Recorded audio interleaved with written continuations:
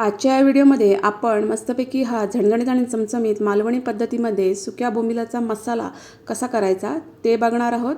याच्यासाठी बघा मी हे 15 सुके बोंबील आहेत, तर त्याचे हे तुकडे करून घेतलेले आहेत। हे बघा, तुम्हाला तुकडे तुमच्या आवडीप्रमाणे लहान मोठे तुम्ही करू शकता।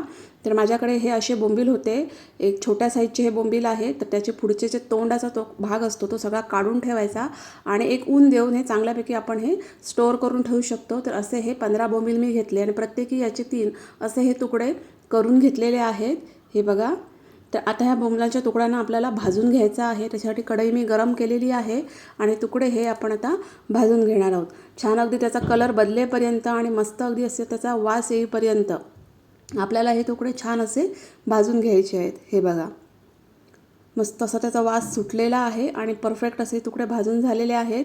तर त्याला मी आता काढून घेतलेला आहे त्या तुकड्यांना आणि त्याच कढईमध्ये मी आता तेल घेतलेलं आहे। आपल्याला एक वाटण करावं लागणार आहे, मालवणी पद्धतीचं वाटण आहे हे। तर याच्यासाठी मी तेल थोडं घेतलेलं आहे कढईमध्ये। ते गरम झाल्यानंतर याच्यामध्ये एक मी 10-12 छोट्या आल्याचे तुकडे घातलेले आहेत आणि तसेच 10-12 लसूण घातलेला आहे आणि हे व्यवस्थित अशी फ्राय करून घेतलेलं आहे। थोडंसं फ्राय करून घ्यायचं म्हणजे त्याचा कच्चेपणा आहे तो निघून जाईल। आणि नंतर मग याच्यामध्ये मी एक कांदा आहे तो उभा चिरून घातलेला आहे। हे जे करते मी ते हे बेसिक मालवणी वाटण आहे। तर हेच वाटण वापरून मालवणी पद्धतीमध्ये बऱ्याच व्हेज आणि नॉनव्हेज डिश आपण बनवू शकतो। तर इथं कांदा आपल्याला चांगला भाजून घ्यायचा आहे, कच्चा ठेवायचा नाही आहे। हे बघा, कांदा छान अगदी मऊ पडेपर्यंत मस्त असा मी भाजून घेतला आणि याच्यामध्ये मी 1 वाटी हे ओलं खोबरं घातलेलं आहे।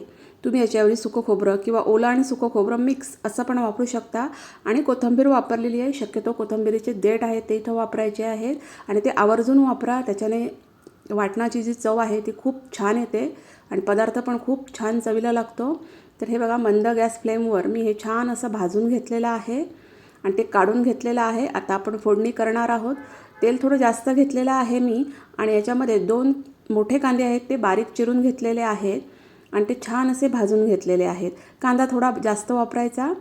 कांदे भाजून झाल्यानंतर मग मी याच्यामध्ये एक टोमॅटो आहे, मोठा टोमॅटो आहे, तर तो बारीक चिरून घातलेला आहे आणि कांद्यासोबत तो पण छान अगदी भाजून घेतलेला आहे। हे बघा, मस्त असा टोमॅटो मऊ पडेपर्यंत छान अगदी भाजून घ्यायचा आणि नंतर मग मी याच्यामध्ये ही काश्मीरी मिरची पावडर आहे ती घातलेली आहे। याच्याने जो कलर आहे तो खूप छान येतो आणि तो पण मी मसाला आहे तो या कांदा टोमॅटो सोबत परतवून घेतलेला आहे। आणि नंतर मग मी याच्यामध्ये हा एक बटाटा आहे तो घातलेला आहे। तर बटाटा कापून पाण्यामध्ये ठेवायचा आणि तो इथं वापरायचा। मी साली काढलेल्या नाही आहे, साली सकटच बटाटा या मसाल्यामध्ये खूप छान लागतो। तुम्हाला हव्या तर तुम्ही साली काढून घेऊ शकता। बटाटा परतवून झालेला आहे आणि नंतर मग मी याच्यामध्ये अगदी पाव चमचा हळद घातलेली आहे आणि ती पण छान अगदी परतवून घेतलेली आहे। खूप सुरेख असा हा मालवणी पद्धतीमधला बोंबील मसाला लागतो, चपाती किंवा भाकरीसोबत खूप छान लागतो। तर आता याच्यामध्ये मी पाणी घातलेलं आहे, बऱ्यापैकी पाणी घातलेलं आहे आणि याला एक छान गॅसची फ्लेम मोठी ठेवून एक छान अगदी उकळी येऊ दिलेली आहे। आपल्याला ह्या पाण्याला आहे ती पूर्ण उकळी येऊ द्यायची। हे बघा, मस्त अगदी अशी उकळी येऊ दिलेली आहे। उकळी आल्यानंतर मी याच्यावर झाकण ठेवून आपल्याला हा बटाटा आता शिजवून घ्यायचा आहे। मागासचं वाटण आहे ते मी गार करून घेतलेलं आहे आणि मिक्सरच्या जारमध्ये काढून घेतलेलं आहे। आता तुम्हाला ग्रेव्ही कितपत पाहिजे त्या प्रमाणात तुम्ही हे वाटण बनवायचं आहे। काही जणांना जास्त लागते ग्रेव्ही तर जास्त खोबरं वापरायचं, कमी लागत असेल तर कमी पण खोबरं वापरायचं। त्याच्यात थोडंसं पाणी घालून मी हे मिक्सरला फिरवून घेतलेलं आहे। आपल्याला बारीक वाटण करायचं नाही आहे, बऱ्यापैकी थोडंसं जाडसरच हे वाटण ठेवायचं आहे। हे बघा, खूप बारीक वाटण करायचं नाही आहे तर तो मसाला खूप छान लागत नाही। असं जाडसर थोडंसं वाटण ठेवायचं।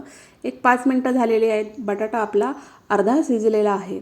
हे बघा, आणि नंतर मग जे मगाशी बोंबील मी भाजून ठेवलं तर ते पाण्याने मी स्वच्छ धुवून घेतलेले आहेत, पाण्यात टाकले, स्वच्छ धुतले आणि नंतर मग मी या बटाट्यासोबत त्यांना मिक्स केलेलं आहे।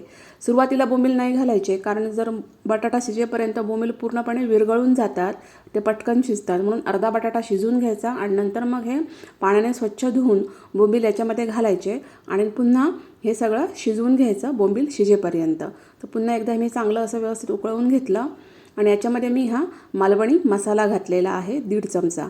तर तुमचा घरगुती मसाला कुठलाही तुम्ही वापरू शकता आणि 4 कोकमच्या पाकळ्या घातलेल्या आहेत. याने या मसाल्याची चव आहे ती खूप छान येईल.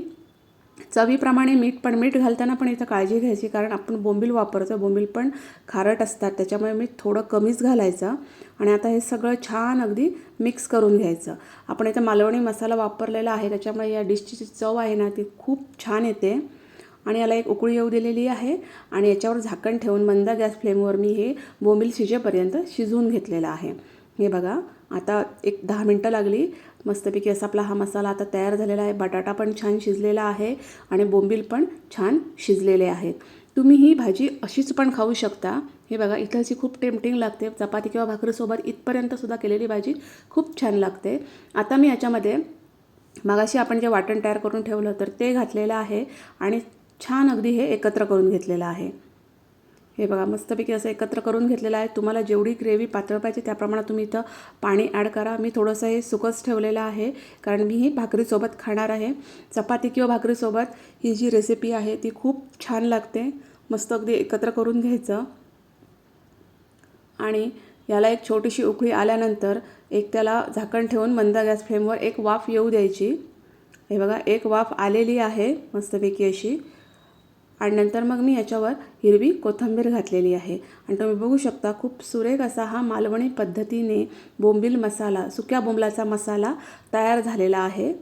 चपाती किंवा भाकरीसोबत खूप खूप छान लागतो. तुम्ही नक्की एकदा ही सुक्या बोंबलाची रेसिपी ट्राय करा. हे बघा, रात्रीच्या जेवणाच्या वेळेस तर भाकरीसोबत ही रेसिपी खूप छान लागते. तर सुक्या बोंबलांची ही रेसिपी तुम्हाला कशी वाटली ती कमेंट्समध्ये मला नक्की सांगा. नॉनव्हेज खाण्याची खूप इच्छा झाली असेल आणि घरात तसं काही अवेलेबल नसेल आणि झटपट काहीतरी खावंसं वाटत असेल तर सुक्या बोंबलांची ही रेसिपी तुम्ही नक्की ट्राय करा.